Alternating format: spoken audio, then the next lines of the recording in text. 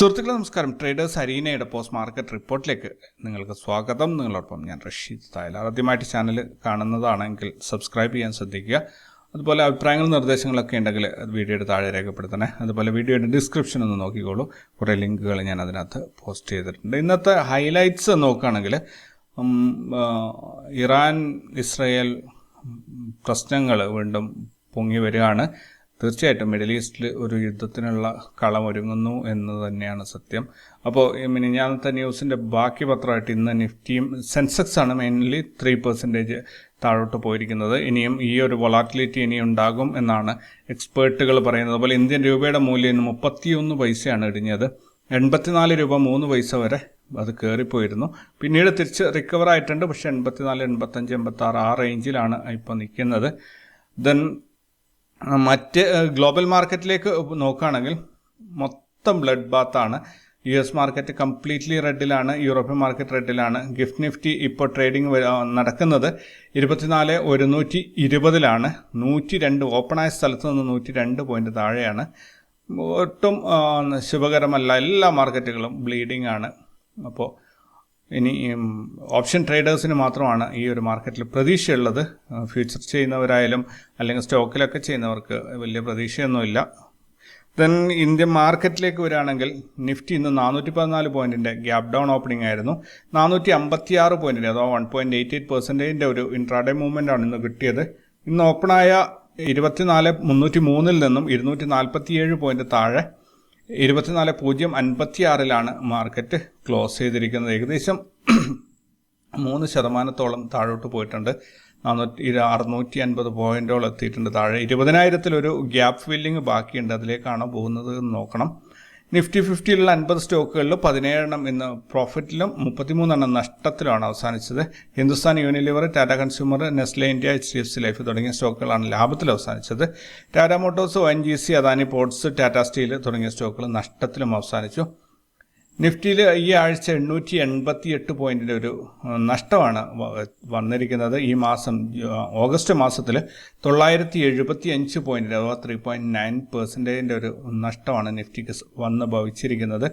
India Vicks 42.2% വർദ്ധിച്ച് 20.37 close ചെയ്തിരിക്കുന്നത്. നിഫ്റ്റിയിൽ നിന്ന് നോർമൽ CPR ആയിരുന്നു. അതുപോലെ പ്രൈസ് ആക്ഷൻ അതിനെ ക്രോസ് ചെയ്തിട്ടില്ല. കാരണം ഗ്യാപ് ഡൗൺ ഓപ്പണിങ്ങിൽ നേരെ താഴോട്ട് പോകുമായിരുന്നു. അപ്പം തീർച്ചയായിട്ടും അത് CPR-നെ ക്രോസ് ചെയ്യാനൊരു ചാൻസ് കിട്ടിയില്ല എന്നുള്ളതാണ് സത്യം. മറ്റ് ഇൻഡെക്സുകൾ നോക്കുകയാണെങ്കിൽ ബാങ്ക് നിഫ്റ്റി ഇന്ന് 494 പോയിന്റ് നഷ്ടത്തിൽ 50,092 ക്ലോസ് ചെയ്തത്. ഫിൻ നിഫ്റ്റി 221 പോയിന്റ് നഷ്ടത്തിൽ 22,763 ക്ലോസ് ചെയ്തു. സെൻസെക്സ് വളരെ താഴെയാണ് ക്ലോസിംഗ് എങ്കിലും ഇന്നത്തെ ഇൻട്രാഡേയിൽ അത് പ്രോഫിറ്റിലാണ് ക്ലോസ് ചെയ്തത്. 171 പോയിന്റ് ഗെയിനോടുകൂടിയാണ് ക്ലോസ് ചെയ്തത്. ഇത് നിങ്ങൾ ചിലപ്പോൾ മാർക്കറ്റ് ഇടിഞ്ഞൂത്തി താഴെ പോയപ്പോൾ എങ്ങനെയാണ് പ്രോഫിറ്റിൽ എന്ന് ചിന്തിക്കുന്നുണ്ടാവും.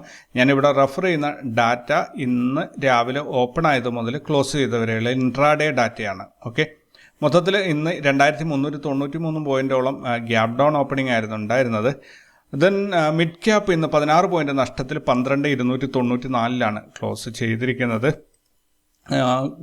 ക്രൂഡ് ഓയിലിൻ്റെ പ്രൈസ് $73.43 കുറഞ്ഞു. ഗോൾഡ് റേറ്റും കുറഞ്ഞിട്ട് $2,396 ഗോൾഡിൻ്റെ റേറ്റ്. USD INR റേറ്റ് സർവകാല മോശം അവസ്ഥയിലാണ് പോയിക്കൊണ്ടിരിക്കുന്നത്. 83.85 രൂപയാണ് ഒരു US ഡോളറിൻ്റെ ഇന്നത്തെ വിനിമയ നിരക്ക്. ഇൻസ്റ്റിറ്റ്യൂഷണൽ ഡാറ്റ നോക്കുകയാണെങ്കിൽ ഫോറിൻ ഇൻസ്റ്റിറ്റ്യൂഷൻസ് 10,073 കോടിയുടെ സെല്ലിംഗ് ആണ് ചെയ്തത്. അതേപോലെ തന്നെ ഡൊമസ്റ്റിക് ഇൻസ്റ്റിറ്റ്യൂഷൻസ് 9,155 കോടിയുടെ ബൈയിങ് ആണ് ചെയ്തിരിക്കുന്നത്. മൊത്തത്തിൽ 918 കോടിയുടെ നെറ്റ് സെല്ലിംഗ് ആണ് മാർക്കറ്റിൽ ഇന്ന് നടന്നത്. പ്രധാനപ്പെട്ട സെക്ടറുകൾ നോക്കുകയാണെങ്കിൽ എല്ലാ സെക്ടറുകളും ഇന്ന് റെഡിലാണ്. എല്ലാ ETF-ഉം ഇന്ന് റെഡിലാണ് അവസാനിച്ചിരിക്കുന്നത്. അതുകൊണ്ട് കൂടുതലൊന്നും തന്നെ പറയാനില്ല. പ്രധാനപ്പെട്ട സ്റ്റോക്കുകളിലേക്ക് വരികയാണെങ്കിൽ ഹിന്ദുസ്ഥാൻ യൂണിലിവർ ഇന്ന് 1.02% ഹയസ്റ്റ് പ്രോഫിറ്റ് ഉണ്ടാക്കി. അതേസമയത്ത് ടാറ്റ മോട്ടോഴ്സ് 7.4% ഹയസ്റ്റ് ലോസും ഉണ്ടാക്കിയിട്ടുണ്ട്. Hindustan Unilever, Tata Consumer, Nestle India, HDFC Life, Petro, Asian Paint, Aster DM, Apollo Hospital, Cummins India, ITC, Britannia, Sun Pharma തുടങ്ങിയ സ്റ്റോക്കുകളൊക്കെ ഇന്ന് ലാഭത്തിലാണ് അവസാനിച്ചത്. അതേസമയത്ത് Tata Motors, Bharat Forge, ONGC, Godrej Properties, Adani Ports, Tata Steel, PFC, REC Limited, PNB, Concor, Hindalco, Vedanta Limited ഇതൊക്കെ തന്നെ ഇന്ന് നഷ്ടത്തിലുമാണ് അവസാനിച്ചത്. 192 സ്റ്റോക്കുകൾ NSEയിൽ ഇന്ന് ലാഭത്തിൽ അവസാനിച്ചപ്പോൾ 2,209 സ്റ്റോക്കുകൾ നഷ്ടത്തിലാണ് അവസാനിച്ചിരിക്കുന്നത്. നിഫ്റ്റിയുടെ PCR 0.47 ക്ലിയർലി ബെയറിഷ് ആണ് ഇത് സൂചിപ്പിക്കുന്നത്. 24,056 സ്പോട്ട് പ്രൈസ് അവസാനിച്ചപ്പോൾ 38 പോയിന്റ് മുകളിലായിട്ട് 24,094 ഫ്യൂച്ചറിൻ്റെ ട്രേഡിംഗ് നടക്കുന്നത്. 24,500 49 ലക്ഷമാണ് ഹയസ്റ്റ് കോൾ റേറ്റിംഗ് വന്നിട്ടുള്ളത്. 24,000 62 ലക്ഷമാണ് ഹയസ്റ്റ് പുട്ട് റേറ്റിംഗ് വന്നിട്ടുള്ളത്. നിഫ്റ്റിയുടെ PCR 0.55 ആണ്, ക്ലിയർലി ബെയറിഷ് മൂവ്മെൻ്റ് ആണ് സൂചിപ്പിക്കുന്നത്. 50,092 സ്പോട്ട് പ്രൈസ് അവസാനിച്ചപ്പോൾ 59 പോയിന്റ് മുകളിലായിട്ട് 50,151 ഫ്യൂച്ചറിൻ്റെ ട്രേഡിംഗ് നടക്കുന്നത്. 51,000 25 ലക്ഷമാണ് ഹയസ്റ്റ് കോൾ റേറ്റിംഗ് ഉള്ളത്.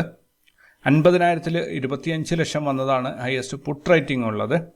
ദെൻ നാളെ റിസൾട്ട് അനൗൺസ് ചെയ്യുന്ന കമ്പനികൾ നോക്കുകയാണെങ്കിൽ Vedanta Limited, TVS Motors, Tata Power, VIP Industries, Power Finance Corporation, Shree Cements, Raymond, Rain Industries തുടങ്ങിയ സ്റ്റോക്കുകൾ 300ഓളം കമ്പനികളുണ്ട് നാളെ റിസൾട്ട് അനൗൺസ് ചെയ്യുന്നത്. ഞാൻ അതിൽ നിന്ന് ഏതാനും സ്റ്റോക്കുകളാണ് ഇപ്പോൾ വായിച്ചത്. ഈ ഗ്ലോബൽ ഇവൻറ്റ്സിലേക്ക് വരികയാണെങ്കിൽ Australia RBI interest rate decision, Germany factory orders month on month, UK S&P global construction PMI, ഇത്രയും ഡാറ്റകളാണ് നാളെ പുറത്തു വരാനുള്ളത്. ഇന്ന് മിഡ് ക്യാപ്പിൻ്റെയും അതേപോലെ ബാങ്ക് എക്സിൻ്റെയൊക്കെ എക്സ്പയറി ആയിരുന്നു. എന്തായാലും എല്ലാ ഇൻഡെക്സുകളും നോക്കുകയാണെങ്കിൽ നിഫ്റ്റി സർവകാല അതായത് അത്രയും കുതിച്ച നല്ല രീതിയിലുള്ള വീഴ്ചയാണ് ഇന്ന് വന്നിരിക്കുന്നത്. ഒരു 10 ദിവസം കൊണ്ടുണ്ടായ ഒരു ഗെയിനാണ് ഈ ഒരു 3 ദിവസം കൊണ്ട് നഷ്ടപ്പെട്ടിരിക്കുന്നത്.